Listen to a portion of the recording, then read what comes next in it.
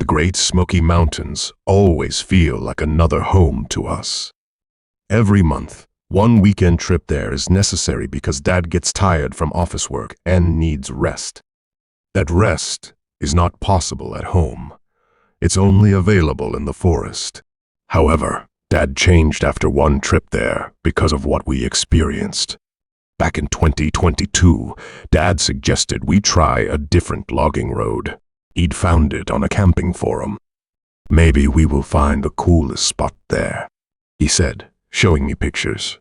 At first, we were all excited. The promise of something new made the trip feel like an adventure. But as we drove deeper into the woods, the excitement began to fade. Movies, novels, and clips all started seeming to turn real. We were afraid. What if we experienced something off? The road started getting narrower, barely a road at all, with overgrown branches scraping the sides of the car. It felt like we were driving into a tunnel of trees, and the sunlight struggled to break through the canopy above. My younger brother and sister, Sam and Jenny, started fidgeting in the back seat. "It feels weird here," my sister said quietly, her voice barely audible over the rumble of the car. "Yeah," my brother added, staring out the window, "like something's watching us." Our first time there made all of us anxious. When we used to say such things, normally, Dad would laugh it off and tell us not to let our imaginations run wild. But this time, he didn't say a word. By the time we found a spot to set up camp, the mood had shifted completely. Sam and Jenny stayed quiet, trying to make sense of everything. The air felt heavy, like it was pressing down on us. Even the usual sounds of the forest, the chirping of birds, the rustle of leaves, were muted. We set up the tent and got a fire going, but no one really seemed to be enjoying themselves. As the sun started setting, fear crippled inside me and my siblings. I did not know about Dad, but he was quiet and busy preparing meals. My siblings stayed close to the fire, their usual curiosity about the woods completely absent.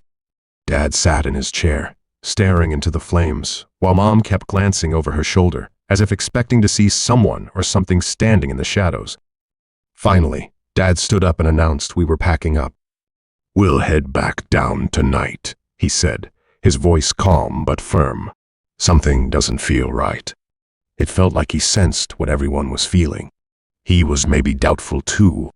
Usually, we stayed at places where we could see people around.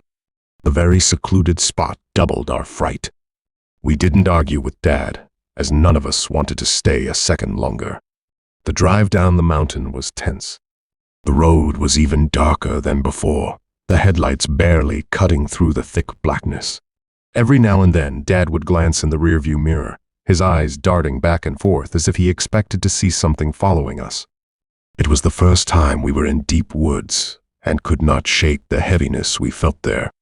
While driving, we experienced a loud thud that jolted the car. Dad slammed on the brakes. My heart leapt into my throat as the car came to a stop. "What was that?" Mom asked, her voice trembling.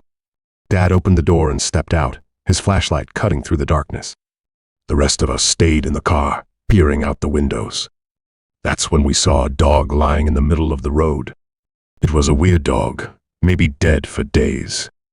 Its fur was patchy and matted, and its body was covered in maggots that writhed under the beam of Dad's flashlight. The worst part was a sickening stench of decay that seeped into the car, making my stomach churn. "This thing's been dead for days," Dad muttered, stepping closer to inspect it.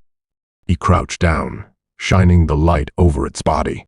But before he could say anything else, a sound made him freeze. It was a rustling noise coming from the trees on the side of the road. Mom tensed up, her hand gripping the edge of her seat. "David," she called out to Dad, her voice sharp with panic. "Get back in the car." That's when we saw a figure emerge from the shadows, tall and gaunt, wearing a mask that covered his face. The mask was unlike anything I'd ever seen, grotesque and animalistic, with hollow eyes that seemed to stare right through us. He didn't move, didn't make a sound. He just stood there, half hidden by the trees, watching us.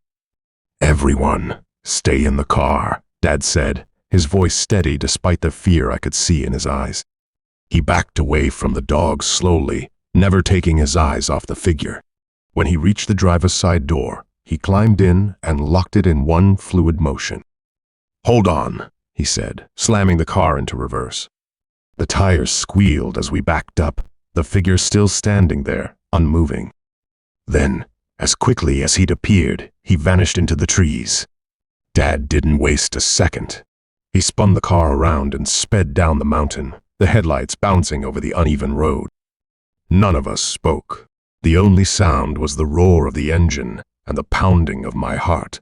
When we finally reached the main road, Dad let out a shaky breath. "That wasn't an accident," he said, his knuckles white on the steering wheel. "That dog, it was a trap. They wanted us to stop." "Who?" Mom asked, her voice barely a whisper. "I don't know," Dad replied. "But we're never going back there." And we didn't. After that night, we avoided that part of the mountain completely. A few months later, we heard the road had been closed, though no one ever explained why. Even now, years later, I can't shake the memory of that night. The dog, the figure in the mask, the way the forest seemed to hold its breath. I don't know what we encountered up there, but I know one thing for sure: it wasn't human.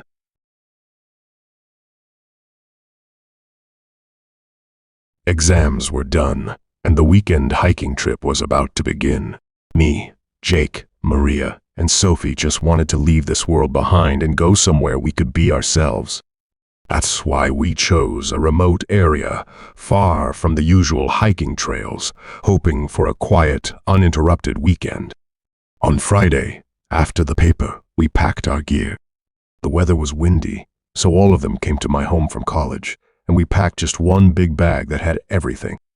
The next day, early in the morning, we left for the adventure without checking maps or weather predictions, thinking all would go as we had expected.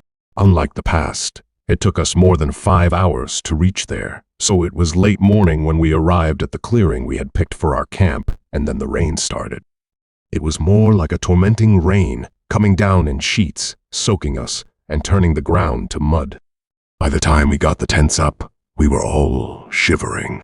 But Jake, ever the optimist, cracked open a can of beer and declared, "Well, at least we've got the firewood."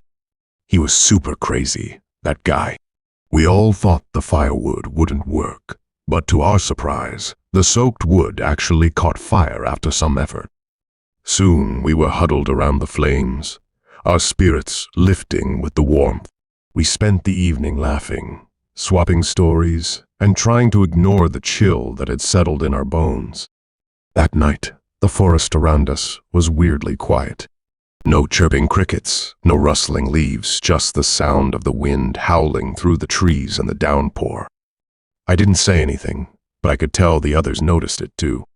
Maria, normally the last one to bed, was the first to retreat to her tent. Sophie followed shortly after, leaving Jake and me staring into the dying embers. "You feel that?" Jake asked, breaking the silence. "What?" "The quiet. It's weird." I nodded, not wanting to admit how unsettled I felt. Eventually, we doused the fire and crawled into our tents. Sleep didn't come easy. I kept waking up to the sound of the wind, which seemed to carry whispers. I told myself it was just my imagination. I lay in my tent calmly until I slept. Still don't know how. The next morning, the rain had stopped, and the forest lay under a gray sky. We were debating whether to pack up or stay another night when they appeared. A family of 3, an older man, a woman with a weathered face, and a teenage boy with piercing eyes. They came out of nowhere, emerging from the woods like shadows, and stood just at the edge of our campsite. "Morning," the man said in a rough voice. His accent was thick, and his words felt heavy. Didn't expect to see folks camping up here. There was something weird about them. They were like us, cool and chill, but all of them kept staring at us after every few seconds, as if we were aliens or something else. "We didn't know anyone else was out here," Jake said, his usual charm faltering. "Thought it was a quiet spot." The man gave a low chuckle. Quiet, all right. Too quiet, if you ask me. The woman spoke up then, her voice raspy. You'd best be careful. There's a woman up in the hills. Creepy thing. Best to steer clear. A woman? Maria asked, frowning. What do you mean? Strange things happen around here, the man replied, ignoring her question. Seen lights where there shouldn't be any. Heard voices. Folks say this area's cursed. The boy finally spoke, his voice soft but chilling. People don't come back sometimes. That was enough for me. Every instinct I had screamed that something was wrong, not just with their story, but with them. The way they stood too erect and too close to each other was extra weird. It felt like they were sizing us up, waiting for something. We appreciate the warning, Jake said quickly, his voice tight, but we're just here for the weekend. The man shrugged. Suit yourselves, but don't say we didn't warn you. They lingered a moment longer, then turned and disappeared into the woods as suddenly as they had come. We stood in stunned silence for a moment before Sophie broke it. That was weird, right? Like, really weird? Absolutely, I said, my heart still racing. We should leave. Now. Jake hesitated. Come on, they're probably just locals trying to spook us. This area probably gets a bad rep or something, he insisted. Okay, can we check forums and socials about this area and get ideas on how to spend nights here? Because last night was awful too. Maria shook her head. Jake, no. Did you see their eyes? Something's not right with them. What if they come back to frighten us? Sophie chimed in, her voice trembling. The place seems scary, as you said yourself, so why stay here? Instead, we can join other campers in nearby areas. Jake finally relented, and we started packing up. The air felt heavier with every passing moment, as if the forest itself was urging us to leave. I kept glancing over my shoulder, expecting to see the family watching us from the shadows. We were almost done when Sophie froze, staring straight ahead at the dense trees. Do you see that? She whispered, pointing. I followed her gaze and felt my stomach drop. A figure stood far off in the woods, barely visible through the tangled branches. It was a woman, or at least it looked like one. Her head was tilted, and her long, dark hair hid her face. Let's go, Jake said, his voice barely audible. We grabbed what we could and bolted for the car, leaving behind anything that wouldn't fit in our arms. The drive back was tense. None of us spoke, our eyes fixed on the road ahead. Every shadow, every flicker of movement made my heart pound. When we finally hit the main road, it felt like a weight had lifted. Jake let out a shaky laugh. Well, that's a story to tell. But none of us laughed. Even now, I can't stop thinking about the family, their strange warnings, and the figure in the woods. I feel like the family came there to haunt us, or maybe they knew the strange things about the place, which is why they acted weird out of fear. With these 4 friends and other campers, I've gone camping and hiking multiple times since, but now we always go prepared. We read about locations and precautions on forums before going. We usually sleep during the day in deep woods because the night is always scary. At night, we stay outside our camps, share stories, and have food to distract ourselves. And if we meet something weird, we become the villains instead. Dad and I love hunting. Going into the woods, staying there, meeting the locals, and getting fresh squirrels and deer to eat is heaven for me because everything's real. Nothing is fake or artificial like city things. From Virginia to Ohio, we went everywhere and enjoyed a lot, but nothing was as great or as weird as Georgia. Back in 2021, we set out early on a Friday morning. The truck loaded with supplies and the air filled with our usual excitement. The plan was to hunt, camp, bond, and maybe bag a deer or 2. The day went well. We wandered through the woods, rifles ready, scanning for any sign of movement. Hours passed, but luck wasn't on our side. By sunset, we hadn't seen so much as a deer track. "Guess it's just not our day," Dad said, shaking his head. I could tell he was disappointed, but he never let it show too much. "Let's head back to camp and call it a night. We'll try again tomorrow." We returned to the spot where we had set up our tent earlier that day, expecting to find it waiting for us, sturdy and ready for the night. Instead, it was flattened. The poles were bent, the fabric crumpled into a heap on the ground. "What the?" Dad muttered, his voice trailing off as he approached the mess. It didn't make sense to us because we were in a remote place. There were no people around. Secondly, there was no wind or rain, so how could this have happened? Seeing my tent in such a condition gave me panic and fright, a feeling that somebody was around us. Someone who wanted to harm us. While Dad examined the scene, his face grew more serious by the second. "Could be a bear," he said finally, though his tone didn't sound convinced. "Or maybe some kids messing around." I nodded, but my gut told me it wasn't either of those things. There were no claw marks, no tracks, nothing to suggest an animal or a person had been near. Still, we didn't want to jump to conclusions. We focused on salvaging what we could, setting up a makeshift campfire to keep warm for the night. As the flames crackled and the sky grew dark, the silence started to pervade the area. We tried to shake it off, talking about sports and school, but the mood was off. Then we heard it, faint laughter drifting through the trees. It wasn't the kind of laughter you'd expect from campers or hikers. It was high-pitched and unnatural, echoing from different directions. First to our left, then our right, then behind us.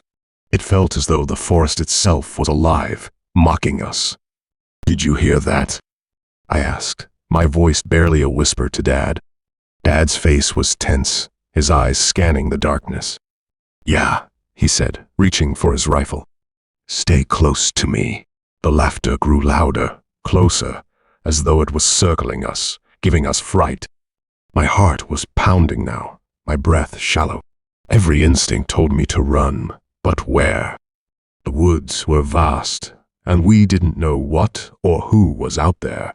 "Let's go," Dad said suddenly, his voice firm. "Now." We packed up in a hurry, shoving what we could into the truck and leaving behind the flattened tent. The forest seemed to close in on us as we drove away, the laughter fading into the distance. But just as I started to feel a sliver of relief, Dad stiffened in his seat. "There's a vehicle behind us," he said, glancing in the rearview mirror. I turned to look. Sure enough, a pair of headlights was following us, far too close for comfort. The truck was old and clunky, not built for speed, but Dad pressed the gas pedal as far as it would go. The other vehicle kept pace, its lights glaring in the mirror like eyes watching our every move. "Who is that?" I asked, my voice trembling. "I don't know," Dad replied, his grip on the steering wheel tight. "But they're not getting any closer." The road was rough, uneven dirt that kicked up dust and rocks as we sped along. My heart felt like it was going to burst out of my chest. Every bump and jolt made me feel like the truck might give out, like we'd be stranded and helpless. After a while, the headlights behind us slowed and veered off onto another path. We didn't stop to see where they went. We didn't stop at all until we reached the main road, where the woods finally gave way to open fields and civilization. Dad pulled over at a gas station, his hands still shaking as he turned off the engine. We sat there in silence for a moment, both of us trying to process what had just happened. Finally, Dad spoke. "We're not going back there," he said, his voice firm but shaky. I nodded, too shaken to argue. That land, once a place of adventure and escape, now felt tainted, dangerous. We didn't know who or what had been out there with us, and we didn't want to find out. To this day, I can't explain what happened that night. The laughter, the flattened tent, the vehicle, it all felt like a bad dream, one I've tried and failed to forget. We did go there again, but tried to stay close to our tent most of the time. If we go hunting now, we make sure to have a counselor with us, because safety is a must. Scout trips teach you a lot. You don't learn much in school, as much as you learn in Scouts, especially during hiking and camping. In the beginning, when I was a teenager, I resisted joining Scouts, but my mom forced me to go. I cried for the first few days, but when I attended the first class, I enjoyed it. The next year, I joined myself, thinking that I would have better activities like hiking, campfires, and weekends building camaraderie with my fellow Scouts. Forest and Scouts, we typical guys found them synonymous, which isn't right. The two are different. Yet, poor me had a narrow mind. I used to be fond of deep woods because the forest trails near the lake had a reputation for their scenic beauty, and I was excited to go there with my boys for the trip. However, that Scout's trip at the best location turned sour unexpectedly. On Saturday, we started early, our backpacks heavy with gear and food, our spirits high. The trail was everything we'd hoped for, serene and shaded by towering pines. About an hour into the hike, we came across a middle-aged man standing on the trail. He wasn't dressed like a hiker, no gear, no backpack, just a plain shirt and jeans. He seemed out of place, but we didn't think much of it at first. "Hey there," our scout leader, Mr. Harding, greeted him with a polite nod. The man didn't smile. Instead, he looked past us, his eyes scanning the trees. "How many cars are in the parking lot?" he asked abruptly. We exchanged puzzled glances. Mr. Harding hesitated before answering. "About 6 or 7, I think." "Why?" The man frowned. "Did you sign in at the trail registry?" His tone was sharp, almost accusatory. Mr. Harding nodded cautiously. "Of course. It's standard practice for Scouts." "Good," the man said, nodding as if he'd just given us a test. "You should always sign in. You never know what can happen out here." He stayed there a moment longer, staring at us and the trailhead. Then he muttered something about being careful before disappearing into the woods. The encounter left us uneasy, but we chalked it up to him being an eccentric locale. Still, I couldn't shake the image of his furrowed brow and the way he seemed so fixated on the registry. It felt like he was warning us about something, though what that was, we couldn't tell. We pressed on and reached the campsite by late afternoon. It was a beautiful spot, a clearing by the lake, with enough space for our tents and a perfect view of the water. We were setting up camp when we noticed we weren't alone. Across the clearing, a couple had set up their own tent. At first, we were excited to have neighbors, but as we approached to say hello, their demeanor struck us as odd. The man barely acknowledged us, busying himself with their firewood, while the woman sat by their tent, cradling a handgun in her lap. Her fingers rested on it casually, but her eyes never left us. "Hi there," Mr. Harding called out. "Didn't think we'd see anyone else out here." The woman's response was curt. "We like our privacy." Her tone was enough to discourage further conversation. As we returned to our side of the clearing, I glanced back to see her still watching us, the gun in her lap glinting in the fading sunlight. Something about her posture, her guardedness, set me on edge. That night, the forest was alive with the usual sounds of crickets chirping, the occasional rustle of leaves, but there was a strange tension and weird feeling in our camp. The woman's watchful gaze and the man's aloofness had left us all uneasy. We tried to focus on the campfire, telling stories and roasting marshmallows, but the mood was off. Around midnight, just as we were settling into our tents, the quiet was shattered by a loud splash from the lake. It sounded like something or someone had dived in. I sat bolt upright, heart racing. Another splash followed, louder this time, like something heavy breaking the surface. "Stay here," Mr. Harding whispered, grabbing a flashlight and stepping out of the tent. From across the clearing, we heard the woman shout, "Who's out there?" Her voice was sharp, almost panicked. The sound of the handgun's safety clicking off sent a chill down my spine. Another splash came, this one closer to the shore. Without warning, the woman fired into the darkness. The gunshot echoed through the forest, and for a moment, everything went silent. Even the crickets stopped chirping. We huddled in our tents, barely daring to breathe. Mr. Harding crouched by the campfire, his flashlight scanning the lake. "Everyone, stay calm," he whispered, though his voice wavered. The couple didn't seem to share his calm. The woman fired again, her silhouette tense against the firelight. "Stay back," she screamed into the night. What followed was an unbearable silence. No more splashes, no movement, just the oppressive weight of the unknown pressing down on us. Eventually, the woman lowered her gun, her hands trembling as the man muttered something to her. They retreated to their tent, leaving us to sit in stunned silence. The next morning, the couple was gone. Their tent, their fire pit, everything had vanished, as if they'd never been there. Mr. Harding decided we'd had enough adventure for one trip. We packed up quickly and headed back to the trailhead, our conversations subdued, each of us lost in our thoughts. When we reached the parking lot, I couldn't help but glance at the trail registry. The couple's names weren't there. Neither was the strange man's. It was as if they hadn't existed at all. To this day, I can't explain what happened on that trip. The strange man, the guarded couple, the splashes in the lake, it all feels like a puzzle with missing pieces. All I know is that it changed the way I see the wilderness. It's no longer just a place of adventure and beauty. It's a place where the unknown lurks, just out of sight, waiting.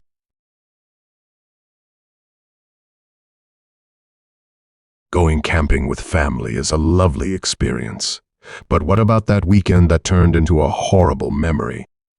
Last year, in winter, my family and I decided to go for a weekend camping trip to the Black Mountain Range to escape the hustle and bustle of the city. We rented a cabin that was advertised as rustic but cozy, with all the essentials for a peaceful retreat. Little did we know the weekend would be anything but peaceful. When we arrived, the cabin wasn't exactly what we expected or what we saw in the photos. Instead, it looked like something out of an old postcard. Perched on the edge of a dense forest, it had a charm that felt almost too perfect. The wooden exterior was weathered but sturdy, and the view of the mountains in the distance was breathtaking. Inside, the decor was simple but welcoming wooden furniture, a stone fireplace, and a single bedroom with a large bed that my husband and I claimed as ours. The kids were thrilled to set up camp on the pull-out sofa in the living room. The first day was awesome. We spent our time hiking nearby trails, taking photos, and cooking dinner over the fireplace. By the time night fell, we were exhausted but content, ready to drift off to the kind of deep sleep you only get in the quiet of the mountains. Or so I thought. It started just after midnight. I remember lying in bed, unable to move, as a strange heaviness crept over me. At first, I thought I was dreaming, but the sensations were so vivid. My chest felt weighed down, like something invisible was pressing on me, and my limbs refused to respond no matter how hard I tried to move them. Then I saw it. Standing in the corner of the room, just beyond the foot of the bed, was a shadowy figure. Its form was indistinct at first, but as I stared, details began to emerge. It had a twisted, horned head and glowing red eyes that burned into me. The longer I looked, the more real it seemed, as though it were stepping out of a nightmare and into the waking world. I wanted to scream, to call out to my husband, but my voice wouldn't come. All I could do was lie there, praying to keep me and my family safe, as the figure seemed to inch closer, its presence suffocating. I prayed, silently, repeating the words over and over in my mind, but the creature didn't retreat. Instead, it leaned closer, its face inches from mine, and I could feel its breath hot and foul against my skin. Just when I thought I couldn't take it anymore, I jolted awake, gasping for air. My husband was shaking me, his face pale with concern. "Are you okay?" he asked. "You were making these weird noises, like you were struggling." I tried to explain what I'd seen, but the words felt ridiculous as they left my mouth. He assured me it was just a nightmare, the product of exhaustion and an overactive imagination. But when I closed my eyes again, the terror returned. This time, the figure was waiting for me, standing even closer than before. It felt like a loop I couldn't escape. Each time I slipped into sleep, it was there, looming over me, its red eyes glowing brighter. I could hear its voice now, a low, guttural growl that seemed to vibrate through the air. "Leave," it hissed, the words slicing through the silence like a knife. "This is not your place." I woke up again, drenched in sweat, and begged my husband to keep me awake. He tried to reassure me, saying it was just sleep paralysis, but I couldn't shake the feeling that what I'd experienced was more than a dream. There was something about that cabin, something ancient and malevolent that felt too real to dismiss. For the rest of the night, I sat upright in bed, the lamp casting long shadows on the walls. Every creak of the wooden beams made my heart race, and every rustle of the wind outside sent a shiver down my spine. My husband stayed by my side, but even his presence wasn't enough to calm me. I couldn't shake the image of those glowing red eyes, or the words the creature had spoken. The next morning, I was a wreck. My husband suggested we cut the trip short, but I didn't want to alarm the kids. Instead, we spent the day exploring outside, anything to avoid the cabin's suffocating interior. I avoided the bedroom altogether, refusing to set foot in it until the sun went down. When night fell, I insisted we leave the light on in every room, but even that didn't help me sleep. By the time our weekend was over, I was more exhausted than when we'd arrived. As we packed up to leave, I couldn't bring myself to look back at the cabin. My husband didn't say it, but I could tell he felt uneasy too. There was something about that place that neither of us could explain. We've never spoken of it to anyone outside our family. Kids think we just didn't like the cabin, but I know it's more than that. To this day, I can't explain what I saw or felt that night, but I know one thing for certain: I'll never set foot in that cabin again.